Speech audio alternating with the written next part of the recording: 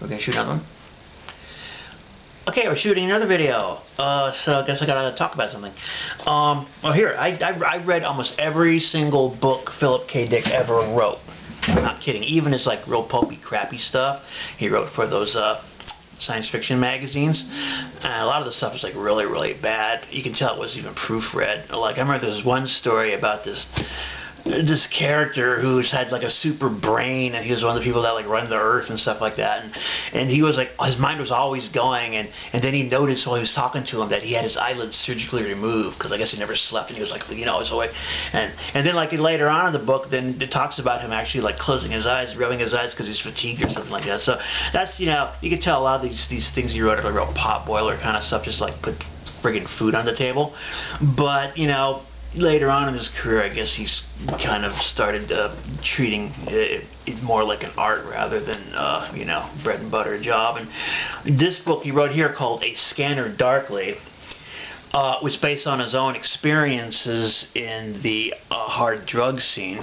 He apparently used to, after his wife left him, he used to like hang out with a lot of like street people, and he used to let them stay at his house, and they were all in like, they were all into like meth, I guess, and he used to party with them and do meth with them. I think that might have been what killed him, because he like had some kind of like friggin' stroke when he was like 40, I think 54 years old or something like that. Out of nowhere he just like dropped dead one day. So maybe that was all his hard drug use catching up with him.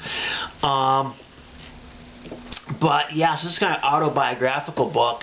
They made it into a movie, which, you know, I'm not a big fan of modern Hollywood cinema.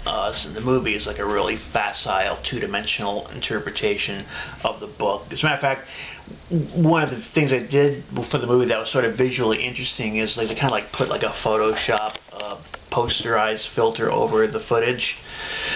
So, you know, and I had like, what's this guy? The actor, you know, he's in the Matrix. The actor Tom Cruise? Not Tom Cruise. Anyway, you know who this guy is. He was in that movie and stuff like that, and they had a cast of pretty big stars in it and stuff. But talk about pot boilers, it was kind of a pot boiler movie. Although there's that one part I really like where he was talking to his friends and like they turned into bugs and stuff like that. That was pretty weird. That was kind of kind of creepy, kind of like a flashback there.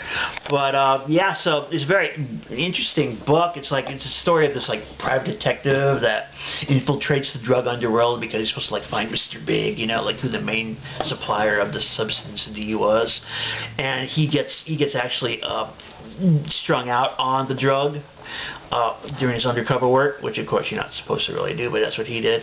And he starts losing his mind and starts to like think he's like two different people. You know, he thinks he's like the drug guy, and he thinks he's the cop, and he starts like going crazy and stuff. And anyway, it's interesting. He finds out there's this big chain of like recovery, you know, clinics.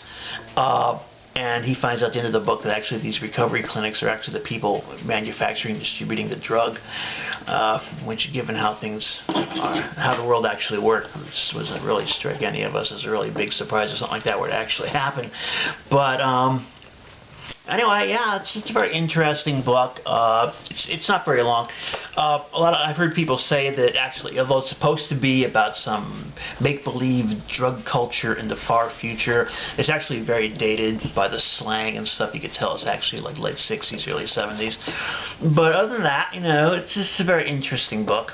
I would have handled making the movie a little bit different because there were a lot of different ways you could have did it. It had a lot of potential, but you know, Hollywood, you know, big meat grinders churning out crap, you know, no surprises there. But anyway, A Scanner Darkly, very not his best. I like books of his. I liked was it the Three Stigmata? Timothy Archer was that the name of it, and the Martian Time Slip, and his Valis series. Those are all based on. Well, the Valis series in particular was a strange experience he had, where he was he got this flash of like insight, like one day that his kid had some kind of medical problem, and they rushed him to the doctor, and they found out that he did have a medical problem. He would have died if he hadn't did that. And that experience left a very big impression on him. And he wrote a series of journals about it. They were published under a name. I should really research these things before I make the video, because I can't remember all the particulars. But I don't have Google right now because my internet's down. But anyway, yeah, Philip K. Dick, check him out. You don't have to read this one, but you know, you can get a lot of his stuff on Amazon. Anyway, see you next videos, guys. Bye.